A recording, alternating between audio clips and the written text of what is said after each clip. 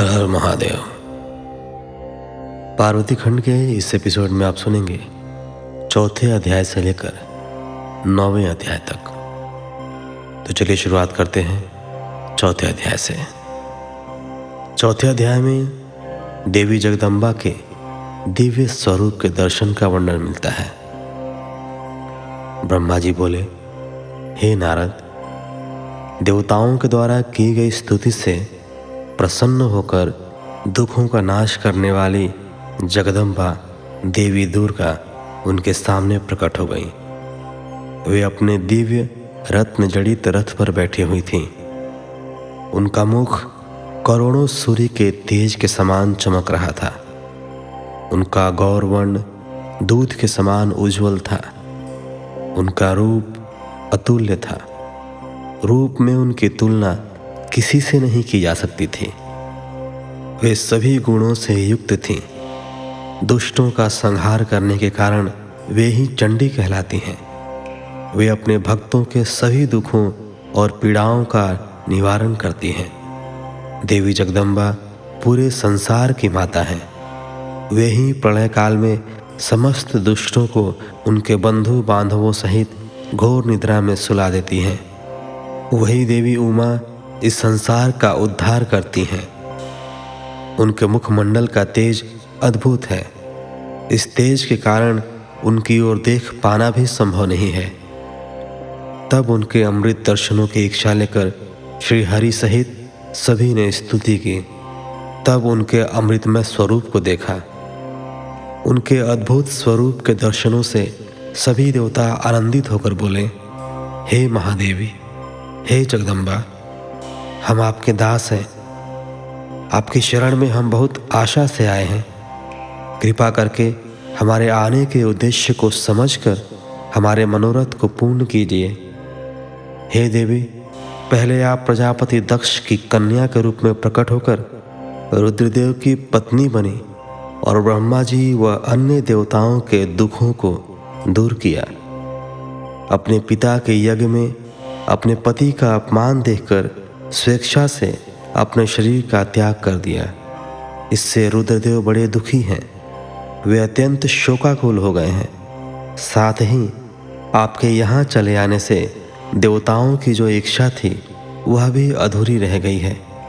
इसलिए हे जगदम्बिके, आप पृथ्वीलोक पर पुनः अवतार लेकर रुद्रदेव को पति रूप में पाइए, ताकि इस लोक का कल्याण हो सके और सनत कुमार मुनि का कथन भी पूर्ण हो सके।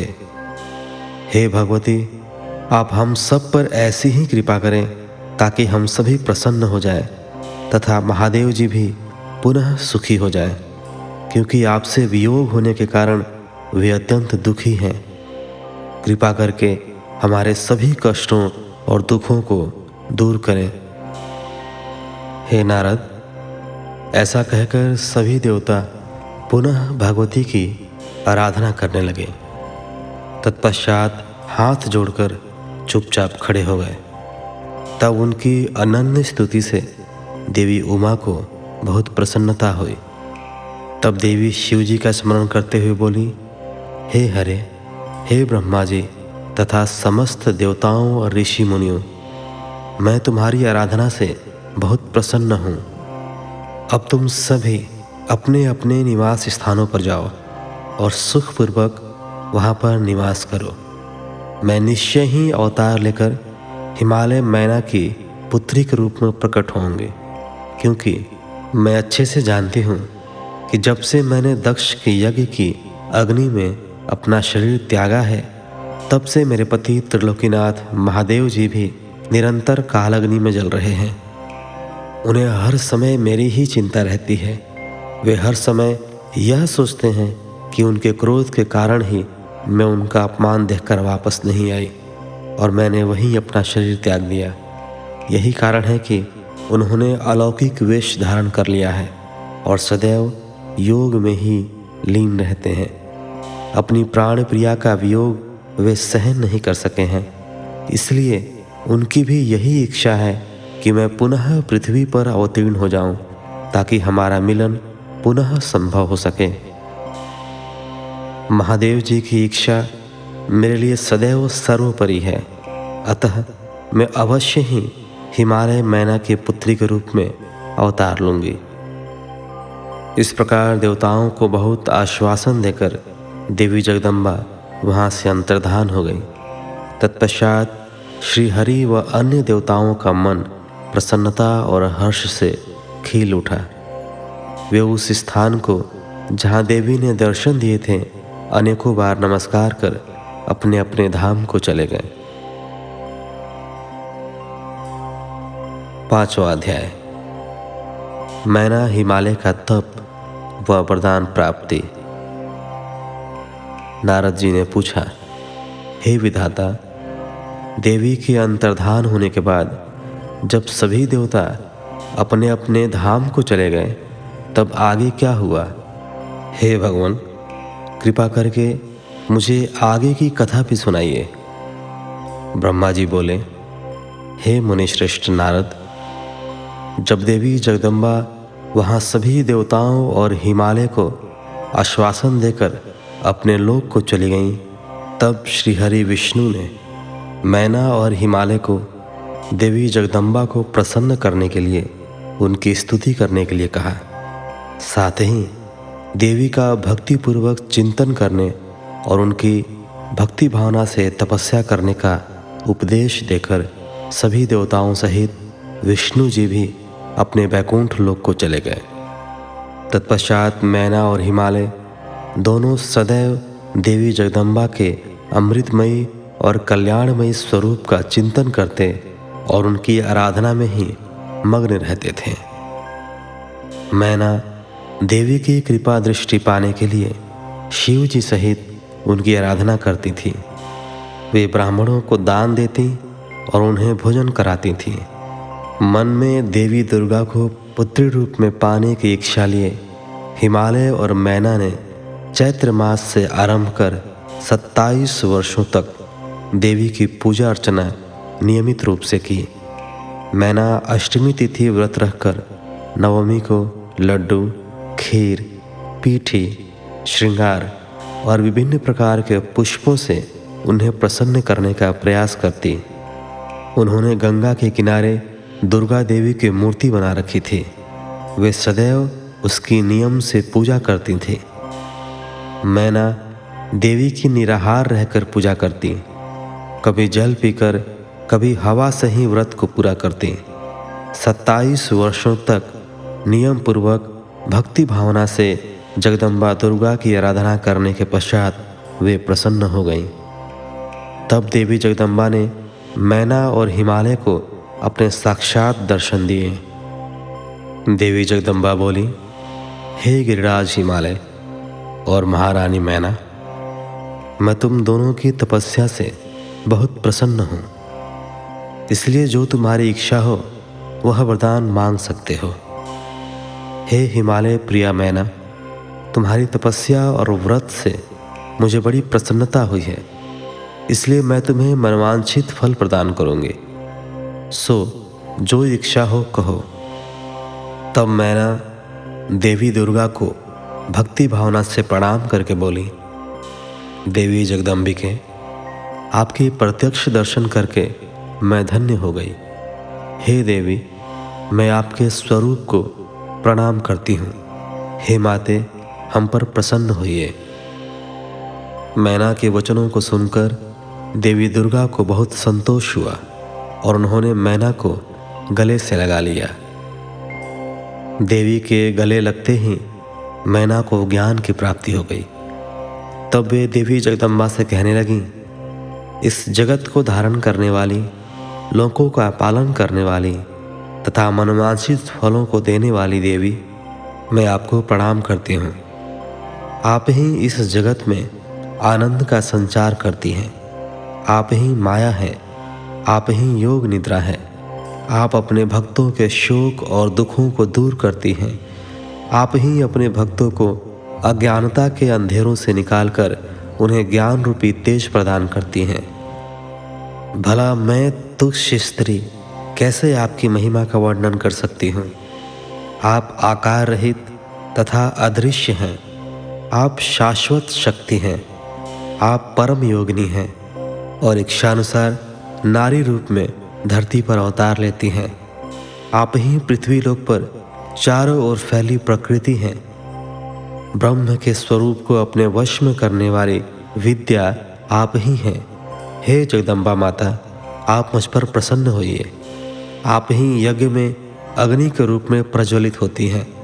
माता, आप ही सूर्य की किरणों को प्रकाश प्रदान करने वाली शक्ति हैं। चंद्रमा की शीतलता भी आप ही हैं। ऐसी महान और मंगलकारी देवी जगदम्बा का मैं स्तवन करती हूँ। माते, मैं आपकी वंदना करती हूँ। संपूर्ण जगत का पालन करने वाली और जगत का कल्याण करने वाली शक्ति भी आप ही हो। आप ही श्री हरि की माया हैं। हे दुर्गा माँ, आप ही इच्छानुसार रूप धारण करके इस संसार की रचना, पालन और संहार करती हैं। हे देवी, मैं आपको नमस्कार करती हूँ। कृपा करके हम पर प्रसन्न होइए। ब्रह्मा जी बोले, हे नारद, मैना द्वारा भक्ति भाव से की गई स्तुति को सुनकर देवी बोली कि मैना, तुम अपना मनवांछित वर मांग लो। तुम्हारे द्वारा मांगी गई वस्तु मैं अवश्य प्रदान करूंगी। मेरे लिए कोई भी वस्तु अदेय नहीं है। देवी जगदम्बा के इन वचनों को सुनकर मैना बहुत खुश हुई और बोली, हे शिवे, आपकी जय हो। हे जगदम्बिके, आप ही ज्ञान प्रदान करती हैं। आप ही सबको मनोवांछित वस्तु प्रदान करती हैं। हे देवी, मैं आपसे वरदान मांगती हूँ। हे माते, आप मुझे 100 पुत्र प्रदान करें जो बलशाली और पराक्रमी हो, जिनकी आयु लंबी हो। तत्पश्चात मेरी एक पुत्री हो जो साक्षात आपका ही रूप हो। हे देवी, आप सारे संसार में पूजित हैं तथा सभी गुणों से संपन्न और आनंद देने वाली हैं। हे माता, आप ही सभी कार्यों की सिद्धि करने वाली हैं। हे भगवती, देवताओं के कार्यों को पूरा करने के लिए आप रुद्रदेव की पत्नी हुई और इस संसार को अपनी कृपा से कृतार्थ करने के लिए मेरी पुत्री बनकर जन्म लीजिए। मैना के कहे वचनों को सुनकर देवी भगवती मुस्कुराने लगी। तब सबके मनोरथों को पूर्ण करने वाली देवी मुस्कुराते हुए बोली, मैना, मैं तुम्हारी भक्ति भाव से की गई तपस्या से बहुत प्रसन्न हूँ। मैं तुम्हारे द्वारा मांगे गए वरदानों को अवश्य ही पूर्ण करूँगी। सर्वप्रथम मैं तुम्हें 100 बलशाली पुत्रों की माता होने का वर प्रदान करती हूँ। उन 100 पुत्रों में से सबसे पहले जन्म लेने वाला पुत्र सबसे अधिक शक्तिशाली और बलशाली होगा। तत्पश्चात मैं स्वयं तुम्हारी पुत्री के रूप में तुम्हारे गर्भ से जन्म लूंगी। तब मैं देवताओं के हित का कल्याण करूंगी। ऐसा कहकर जगत जननी परमेश्वरी देवी जगदम्बा वहां से अंतर्धान हो गई। तब महेश्वरी से अपने द्वारा मांगा गया अभीष्ट फल पाकर देवी मैना खुशी से झूम उठी। तत्पश्चात वे अपने घर चली गईं। घर जाकर मैना ने अपने पति हिमालय को भी अपनी तपस्या की पूर्णता और वरदानों की प्राप्ति के बारे में बताया, जिसे सुनकर हिमालय बहुत प्रसन्न हुए। तब वे दोनों अपने भाग्य की सराहना करने लगे। तत्पश्चात कुछ समय बाद मैना को गर्भ ठहरा। धीरे धीरे समय व्यतीत होता गया। समय पूर्ण होने पर मैना ने एक पुत्र को जन्म दिया, जिसका नाम मैनाक रखा गया। पुत्र प्राप्ति की सूचना मिलने पर हिमालय हर्ष से उद्वेलित हो गए और उन्होंने अपने नगर में बहुत बड़ा उत्सव किया। इसके बाद हिमालय के यहाँ 99 और पुत्रों ने जन्म लिया। 100 पुत्रों में मैनाक सबसे बड़ा और बलशाली था। उसका विवाह नाग कन्याओं से हुआ। जब इंद्रदेव पर्वतों पर क्रोध करके उनके पंखों को काटने लगे तो मैनाक समुद्र की शरण में चला गया। उस समय पवनदेव ने इस कार्य में मैनाक की सहायता की। वहीं उसकी समुद्र से मित्रता हो गई। मैनाक पर्वत ही अपने बाद प्रकटे सभी पर्वतों में पर्वतराज कहलाता है। छठा अध्याय, पार्वती जन्म। ब्रह्मा जी कहते हैं, हे नारद, तत्पश्चात हिमालय और मैना देवी भगवती और शिव जी के चिंतन में लीन रहने लगे। उसके बाद जगत की माता जगदम्बिका अपना कथन सत्य करने के लिए अपने पूर्ण अंश द्वारा पर्वतराज हिमालय के हृदय में आकर विराजमान हुई। उस समय उनके शरीर में अद्भुत एवं सुंदर प्रभा उतर आई। वे तेज से प्रकाशित हो गए और आनंद मग्न हो देवी का ध्यान करने लगे। तब उत्तम समय में गिरिराज हिमालय ने अपनी प्रिया मैना के गर्भ में उस अंश को स्थापित कर दिया। मैना ने हिमालय के हृदय में विराजमान देवी के अंश से गर्भ धारण किया।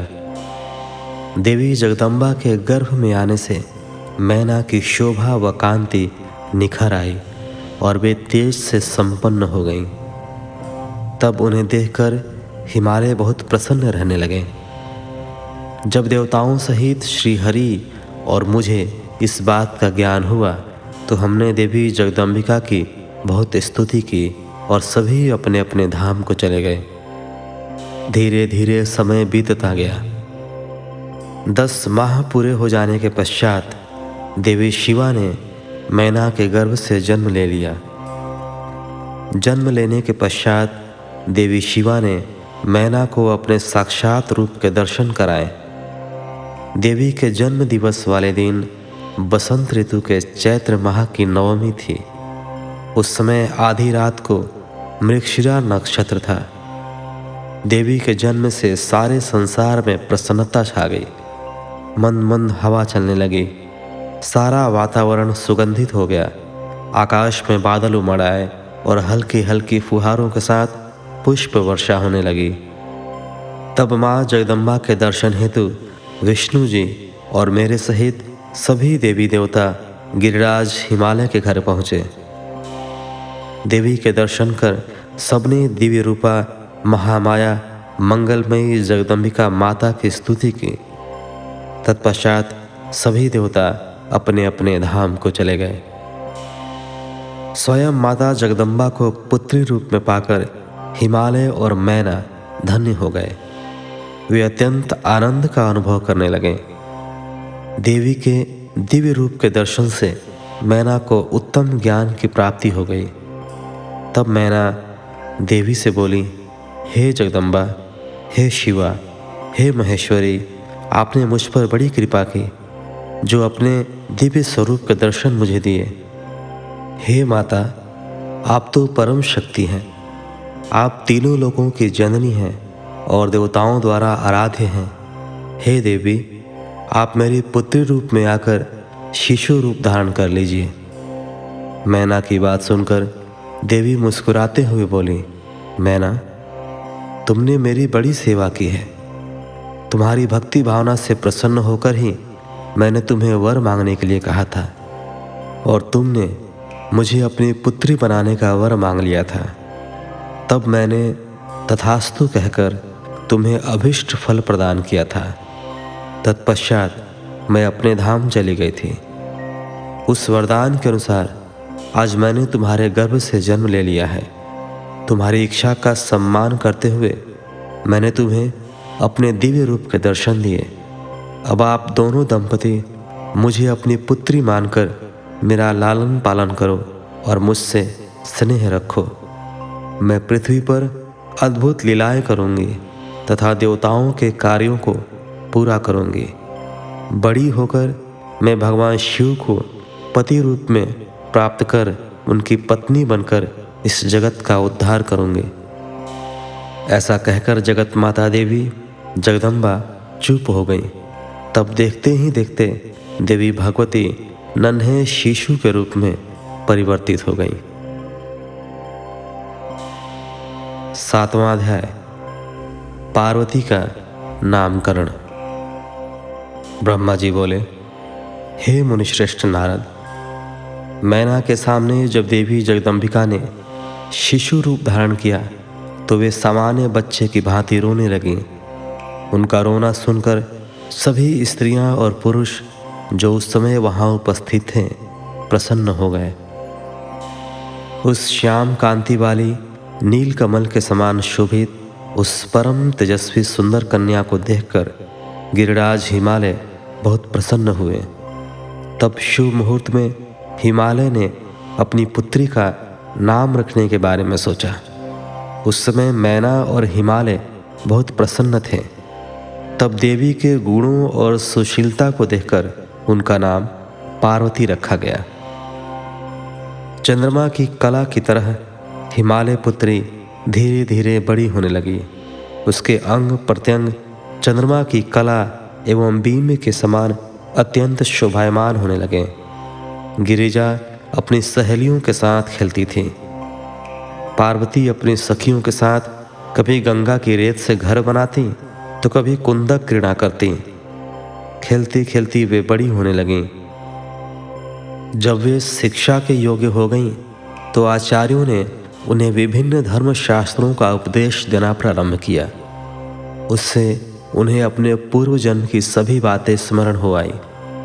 मुने, इस प्रकार मैंने शिवा की लीला का वर्णन तुमसे किया है। एक समय की बात है, तुम शिव लीला से प्रेरित होकर हिमालय के घर गए। हे नारद, तुम शिव तत्व के ज्ञाता हो और उनकी विभिन्न लीलाओं को समझते हो। तुम्हें आया हुआ देखकर हिमालय मैना ने तुम्हें प्रसन्नतापूर्वक नमस्कार किया तथा खूब आदर सत्कार किया। तत्पश्चात हिमालय ने अपनी पुत्री पार्वती को बुलाया और उससे तुम्हारे चरणों में प्रणाम कराया। फिर स्वयं भी बार बार नमस्कार करने लगे और बोले, हे मुनियों में श्रेष्ठ नारद, हे ब्रह्मा पुत्र नारद, आप परम ज्ञानी हैं। आप सदैव सबका उपकार करते हैं।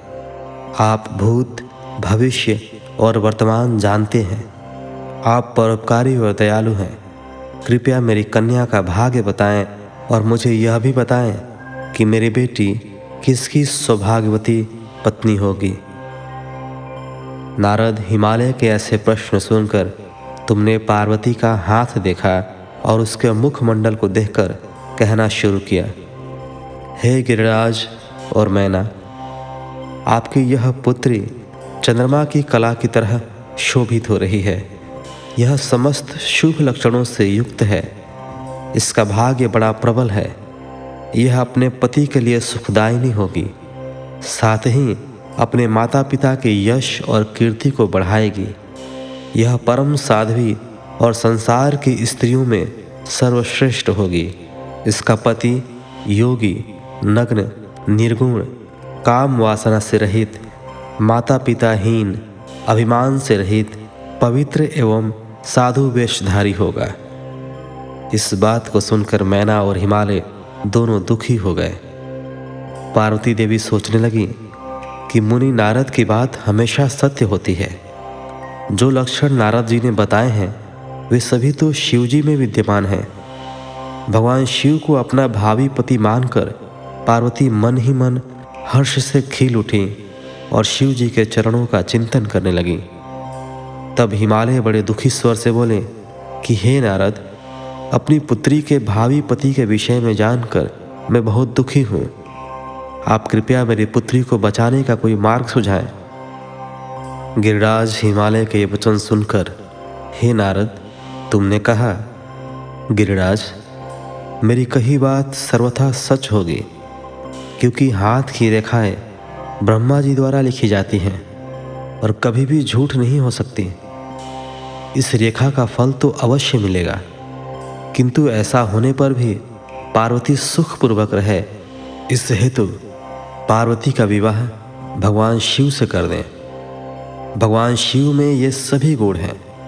महादेव जी में ये अशुभ लक्षण भी शुभ हो जाते हैं। इसलिए गिरिराज, तुम बिना विचार किए अपनी कन्या का विवाह भगवान शिव से कर दो। वे सबके ईश्वर हैं तथा निर्विकार, सामर्थ्यवान और अविनाशी हैं, किंतु ऐसा होना इतना सरल नहीं है।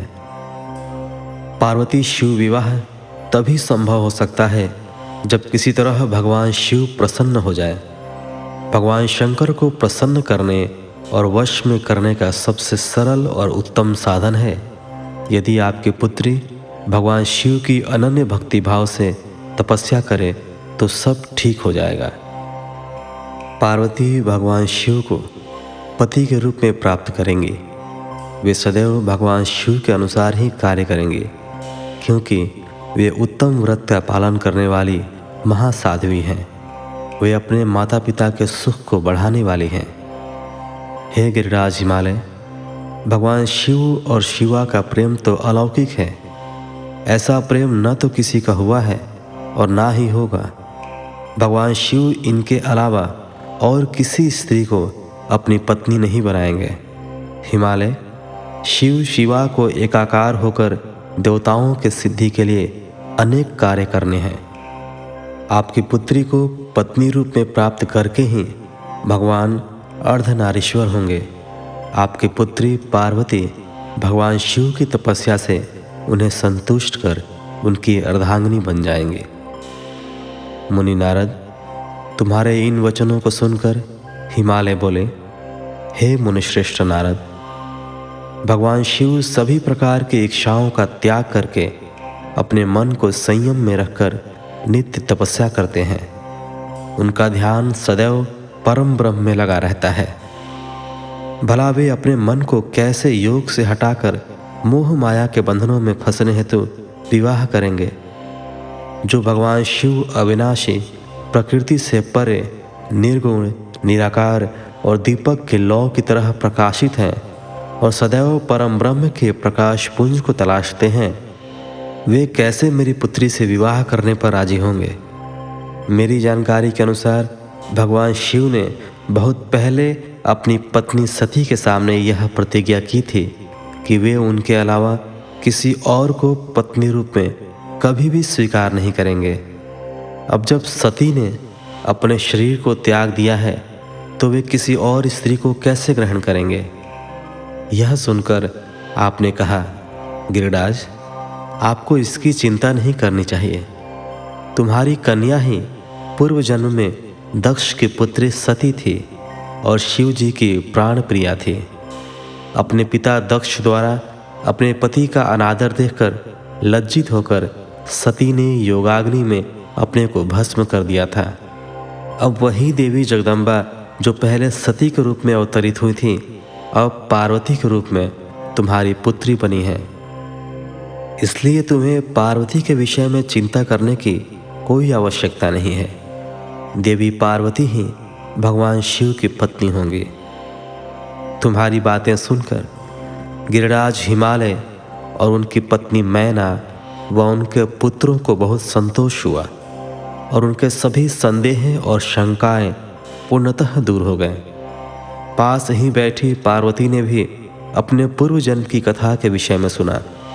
भगवान शिव को अपना पति जानकर देवी पार्वती लज्जा से सिर झुकाकर बैठ गई। मैना और हिमालय ने उनके सिर पर हाथ फेरकर उन्हें अनेक आशीर्वाद दिए। तत्पश्चात पार्वती को तपस्या के विषय में बताकर नारद आप वहाँ से अंतर्धान हो गए। आपके जाने के बाद मैना और हिमालय बहुत प्रसन्न हुए। 8वां अध्याय, मैना और हिमालय की बातचीत।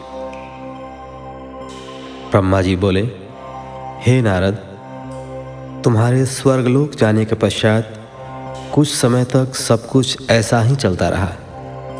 एक दिन मैना अपने पति हिमालय के पास गई और उन्हें प्रणाम कर उनसे कहने लगी, हे प्राणनाथ, उस दिन जब देवर्षि नारद हमारे यहाँ पधारे थे और पार्वती का हाथ देखकर उसके विषय में अनेक बातें बता गए थे, तब मैंने उनकी बातों पर ध्यान दिया था। अब पार्वती बड़ी हो रही है। मेरी आपसे विनम्र प्रार्थना है कि आप उसके विवाह के लिए सुयोग्य व सुंदर वर की खोज शुरू कर दें, जिसके साथ हमारी पुत्री पार्वती सुख से अपना जीवन व्यतीत कर सके। वह शुभ लक्षणों वाला तथा कुलीन होना चाहिए, क्योंकि मुझे अपनी पुत्री अपने प्राणों से भी अधिक प्यारी है। मैं सिर्फ पुत्री का सुख चाहती हूँ। यह कहकर मैना की आंखों में आंसू आ गए और वे अपने पति के चरणों में गिर पड़ी। तत्पश्चात हिमालय ने पत्नी मैना को प्रेम पूर्वक उठाया और उन्हें समझाने लगे। वे बोले, हे देवी, तुम व्यर्थ की चिंता त्याग दो। मुनि नारद की बात कभी झूठ नहीं हो सकती। यदि तुम पार्वती को सुखी देखना चाहती हो तो उसे भगवान शिव की तपस्या के लिए प्रेरित करो। यदि शिव जी प्रसन्न हो गए तो वे स्वयं ही पार्वती का पाणी ग्रहण कर लेंगे। तब सब कुछ शुभ ही होगा, सभी अनिष्ट और अशुभ लक्षणों का नाश होगा। भगवान शंकर सदा मंगलकारी हैं, इसलिए तुम पार्वती को शिव जी की कृपा दृष्टि प्राप्त करने के लिए तपस्या करने की शिक्षा दो। हिमालय की बात सुनकर मैना प्रसन्नतापूर्वक अपनी पुत्री पार्वती को तपस्या के लिए कहने उनके पास चली गई। 9वां अध्याय, पार्वती का स्वप्न। ब्रह्मा जी बोले, हे मुनिश्रेष्ठ नारद, जब मैना पार्वती के पास पहुंची तो उन्हें देखकर सोचने लगी कि मेरी पुत्री तो कोमल और नाजुक है। यह सदैव राजसी ठाट बाट में रही है। दुख और कष्टों को सहना तो दूर की बात है, इनके बारे में भी यह सर्वथा अनजान है। पार्वती को उन्होंने बड़े ही लाड और प्यार से पाला है, तब कैसे मैं अपनी प्रिय पुत्री को कठोर तपस्या करने के लिए प्रेरित कर सकती हूँ। यही सब सोचकर मैना अपनी पुत्री से तपस्या के लिए कुछ नहीं बोल सकी। तब अपनी माता के चिंतित चेहरे को देखकर साक्षात जगदम्बा का अवतार धारण करने वाली देवी पार्वती यह जान गई कि उनकी माता जी क्या कहना चाहती हैं। तब सब कुछ जानने वाली देवी भगवती का साक्षात स्वरूप पार्वती बोली, हे माता, आप यहाँ कब आई? आप बैठिए। माता, पिछली रात्रि के ब्रह्म मुहूर्त में मैंने एक स्वप्न देखा है, उसके विषय में मैं आपको बताती हूँ। मेरे सपने में एक दयालु और तपस्वी ब्राह्मण आए।